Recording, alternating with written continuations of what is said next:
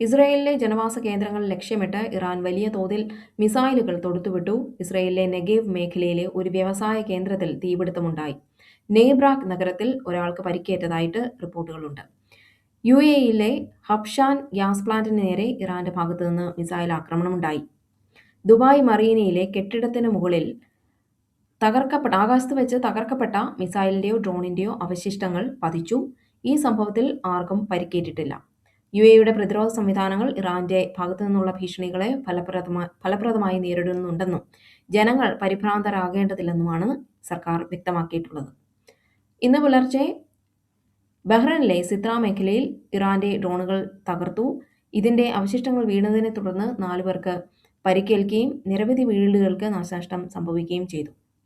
ലോകത്തിലെ തന്നെ ഏറ്റവും വലിയ അലൂമിനിയം പ്ലാന്റുകളിൽ ഒന്നായ ആൽബ, പിന്നെ അമീറിലെ ഓയിൽ റിഫൈനറി എന്നിവ ഈ 2 സ്ഥലങ്ങൾക്ക് നേരെ ഡ്രോൺ മിസൈൽ ആക്രമണങ്ങളുണ്ടായി. ബഹ്റൈനിലെ ഷിയ വിഭാഗങ്ങൾക്കിടയിൽ ഇറാൻ അനുകൂല വികാരം പടരുന്നത് തടയാൻ സർക്കാർ കർശന നടപടികൾ സ്വീകരിച്ചു വരികയാണ്. യുദ്ധത്തിനെതിരെ പ്രതിഷേധിച്ചതിനും ഇറാന് പിന്തുണ പ്രഖ്യാപിച്ചതിനും നിരവധി പേരെ അധികൃതർ അറസ്റ്റ് ചെയ്തു. UN രക്ഷാസമിതിയുടെ അധ്യക്ഷ പദവി ഇപ്പോൾ ബഹ്റൈനാണ്.